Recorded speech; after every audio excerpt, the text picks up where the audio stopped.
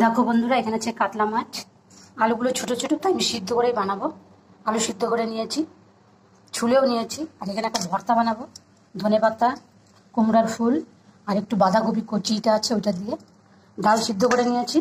এখন রসুন থেতো করে কালো জিরে ফোড়ন দিয়ে নামিয়ে নেব। আমি কীভাবে বানাই ভর্তাটা, বন্ধুরা তোমরা পুরো ভিডিওটা দেখো। সব কেটে কুটে রেডি করে নিব। আমি যে বাঁধাকপির ভর্তাটা বানাবো, বাঁধাকপি, লঙ্কা, একটু আদা, রসুন, কাঁচা পাকা দুটোই লঙ্কা দিয়েছি। এটা এখন সিদ্ধ করে নেব। সিদ্ধ করে তারপরে কুমড়োর ফুল, ধনেপাতা ওটা দিয়ে ভাজা করে তারপরে ভর্তা বানাবো। একটু সিদ্ধ হোক আগে।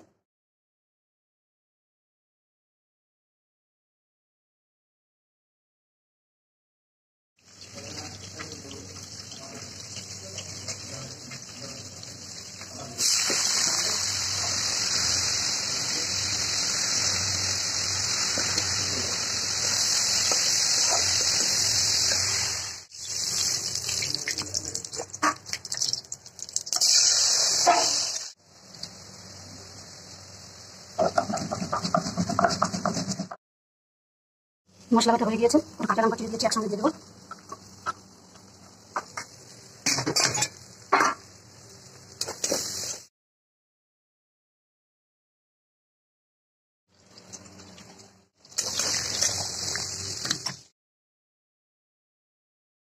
দিয়ে দেবো একটু ধনেপাতা কুচি।